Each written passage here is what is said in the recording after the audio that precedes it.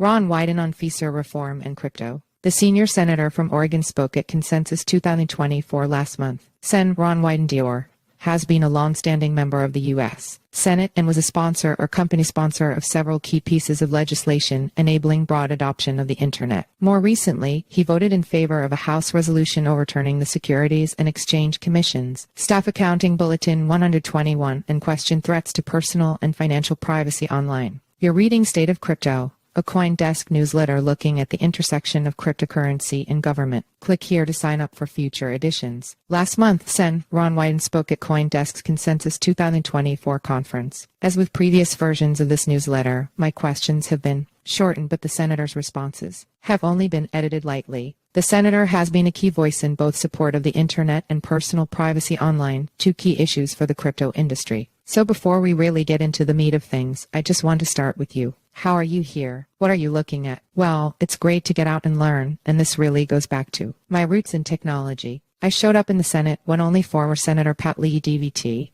knew how to use a computer. And I got a chance to write some of the foundational rules of the Internet since Senator Spencer Abraham R-Mich, and I wrote the Digital Signatures Law. I wrote the Internet Tax Non-Discrimination Law, the law that relates to platforms so that the individual is accountable. And that really kind of sparked my interest in technology policy, which is still the biggest challenge for the Senate, is getting its arms around new technology. What's your interpretation of the atmosphere around crypto within the Senate? How are lawmakers looking at this? We've made a lot of headway, but there's a long way to go. And apropos of how I got started on this, as part of the bipartisan infrastructure bill, at the last minute, a group of senators said, we're going to fund this by taxing the software developers and the coders. And I said, hey, I don't know everything about crypto, but these are folks using their First Amendment rights. They're the creators. And by the way, at the top of my priority list is getting more of these creators in the United States of America, because we are losing in many instances to foreign countries. And so when they said, we're going to tax coders to the tune of $50 billion, I said, I'd like to know a little bit more about it, because why are we saying that people who are creative software developers are basically going to do taxing for everybody? And we basically were able to waylay that. And it is kind of symptomatic of what our challenge is. New things come up and people said, well, nobody in the Senate knows about it. And when friends said they forgot about Ron, and I said, hold on. I don't know everything about it. But I know that taxing the software developers without any hearings, without any discussion for $50 billion is a mistake. And I am still supporting software developers as a key part of blockchain and our challenge. A few weeks ago, the Senate passed the Congressional Review Act bill to repeal or overturn the second Staff Accounting Bulletin 121. That's super controversial within the crypto circles, and you were one of the 11 Democrats who helped bring that through the Senate. And could you just speak to how you view this? Yeah, just to make sure everybody knows what we're talking about. This is essentially about accounting. So you talk about root canal work. This is like the Staff Accounting Bulletin is what it's called. It's not really enforceable, but it basically sets up a different standard for crypto than everybody else has in the financial sector with respect to custody. So this is a pretty complicated thing. And I remember being down on the Senate floor and a lot of senators are going, what is this? Why didn't we have any hearings? Why didn't we have any discussion?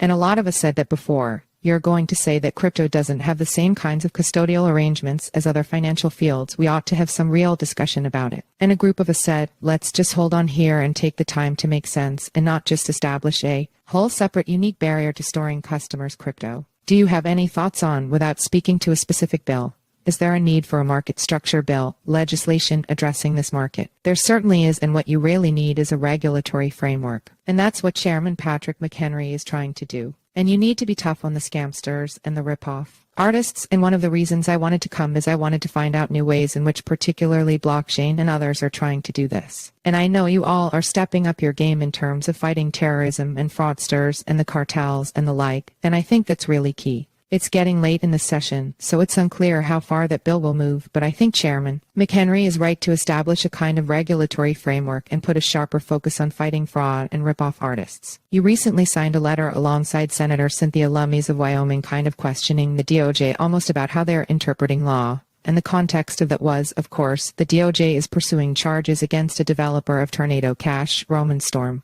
Can you speak a little bit to the letter and its contents? I never talk about specific cases and companies and the facts, but but Senator Leahy and I have partnered on a number of bipartisan efforts. And we wanted to make sure that you weren't painting an entire economic sector with one brush, because you felt that one firm, and again, I'm not getting into the facts, was engaged in conduct you're concerned about. And so again, we come back to the software developers. People always say, I'm getting repetitive about it, but if you walk out of here with two thoughts, I'm interested in software developers, I'm interested in stablecoins. And I think that there's an opportunity for a lot of creativity. I very much want to see a portable medical record. You've had all these politicians and legislators talking about this for literally decades. I think blockchain is capable of doing it, and that's the kind of story we want to tell. One of the things you're perhaps best known for, certainly, alongside the last few months, has been your work on reforming FISA, basically a surveillance act. And I'd love to just hear your thoughts on what happened and then where we go from here. I don't mind it when people say I'm one of the leading privacy hawks in public life. Because, I think people are entitled, law-abiding people are entitled to a zone of privacy.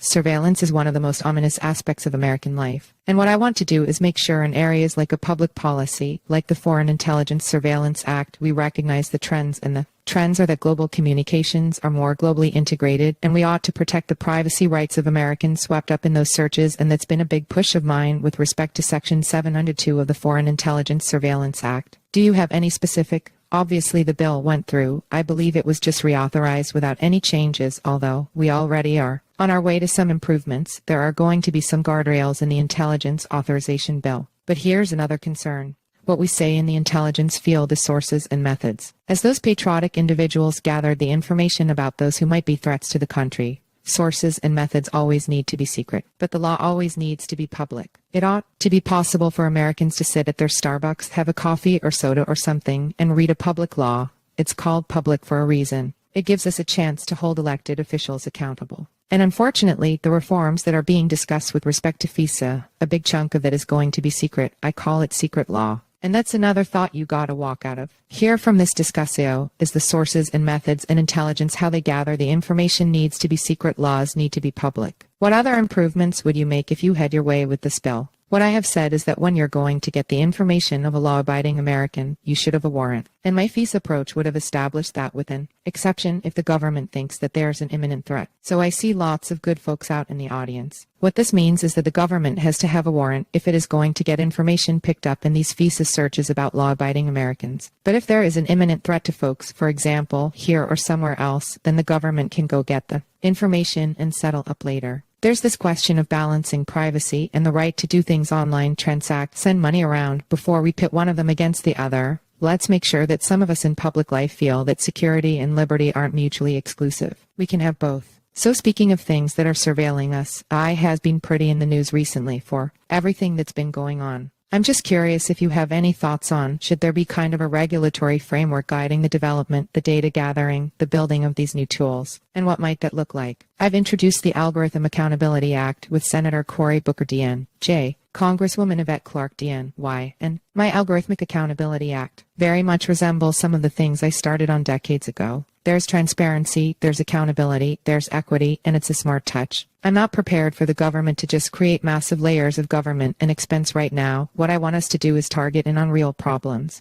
I mean, minorities, for example, have huge problems with housing and credit and access to education.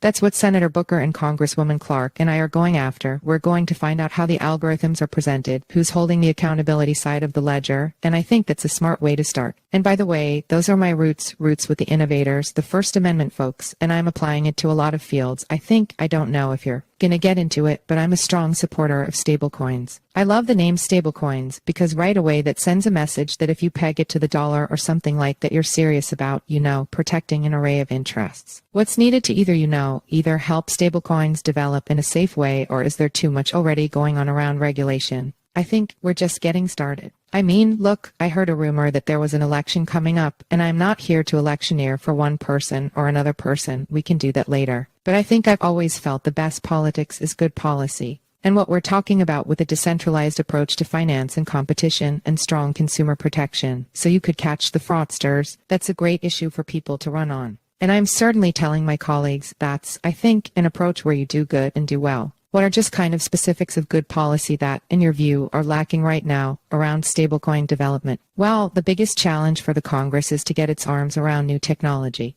And the Congress has some people who are sort of traditionalists, and they are a little bit concerned about competition and choice. They think it'll lead to disruption. And then there's a group that don't know too much about it. And what I think we need to do is find that kind of third path. I always tell my colleagues, if you can find a really good staff person who combines a willingness to learn and an interest in the subject, that's really the coin of the realm in the Senate. I want to move to the elections a little bit. I have heard that there's something in November, possible. We're seeing I would say almost a surge of momentum has been how it's been described by a lot of the companies and individuals following this between the votes over the last few weeks and just some of the other activities. We're seeing lawmakers and candidates for office really appealing to crypto specifically. Is this a surge of momentum? Will this interest from candidates and lawmakers last beyond November? We have the potential to really build on the progress we made 2 years ago. I think it'd be fair to say this was a field that people were not particularly supportive of. And I think now we're getting to the point where sometime soon you can have your Thanksgiving dinner and your grandparents or your parents might be around and they'd say, "Tell me about this crypto thing. I'm thinking about putting a little bit of money in it." Now, I'm not a financial advisor or anything like that, but I think we now have some opportunities in the kinds of areas that we're talking about. I mean, think about the software developers. These are the people that folks in politics say they want the most. They're young, they're creators, they're innovative, they're coming up with solutions in terms of processing,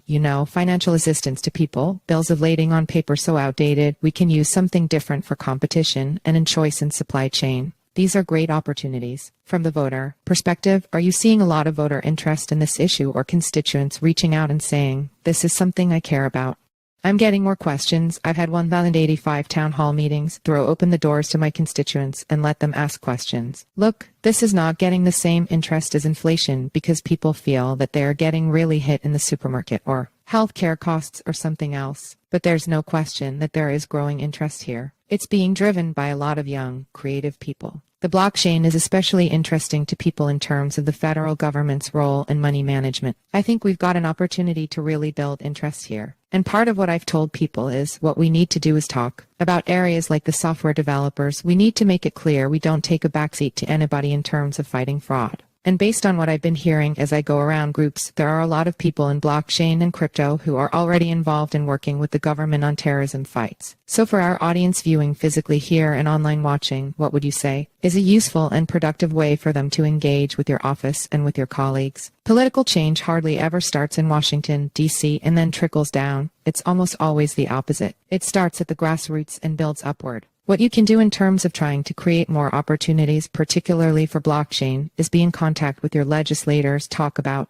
areas that you think they'll be interested in, like jobs. Jobs are still a big issue in every single meeting I go into. To be able to say these young software developers can do that work in the United States, make a good wage, rather than what we've seen where so many of them have gone overseas. So the power is really in the hands of people here and the people who are following this online. I think we're live streaming. And I'll just tell you, I look back at my involvement in technology, and I'm so glad that I had that opportunity. And I still believe it's based on knowing what you don't know. And that's really the heart of trying to create good policy. It's listening. That's what I did at my town hall meetings over the last week or so, and then going back to DC and talking to a cross-section of people, and particularly issues like stable coins, software developers fighting fraud, trying to partner with the government wherever possible in terms of public services that puts you on the right side of history. As we begin to wrap up today, I'm just really curious, I want to give you an opportunity. Just, what are you watching now? Are there any specific topics and issues, whether it's in Congress, whether it's in Oregon? At home, the issue that I know will present is the second word is bill. It might be medical bill, it might be housing bill, it might be gas bill. It's all about, the challenge post-COVID of coming out and finding a way with lots of industries no longer being here, a path ahead.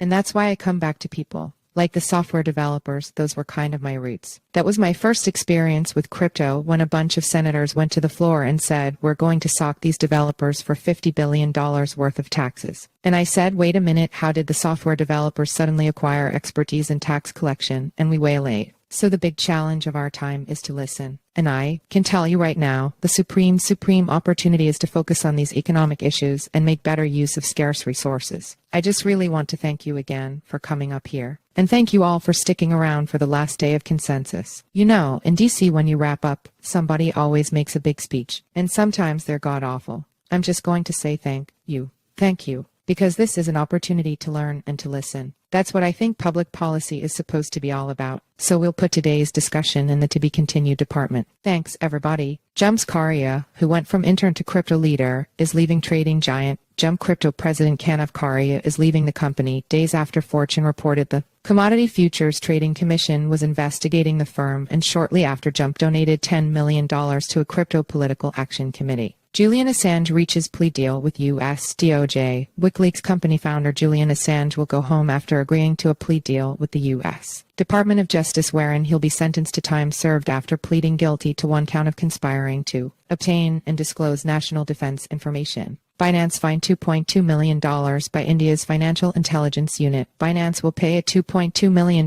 fine to India to resolve allegations it offered Indian customers crypto services without fully complying with anti-money laundering charges. Tuesday 14 UTC 10:00 a.m. EDT. A hearing in the U.S. Department of Justice's case against Roman Storm was originally scheduled for Tuesday but was rescheduled to July 12, 2024. Wired dug into Perplexity AI, a tool that's been under fire recently for copying original reporting wholesale and marketing it as large language model generated summaries. Among other findings, some of the summaries Perplexity actually did generate turned out to be inaccurate. If you've got thoughts or questions on what I should discuss next week or any other feedback you'd like to share, feel free to email me at nick@coindesk.com or find me on Twitter at nickheilst. You can also join the group conversation on Telegram. See you all next week.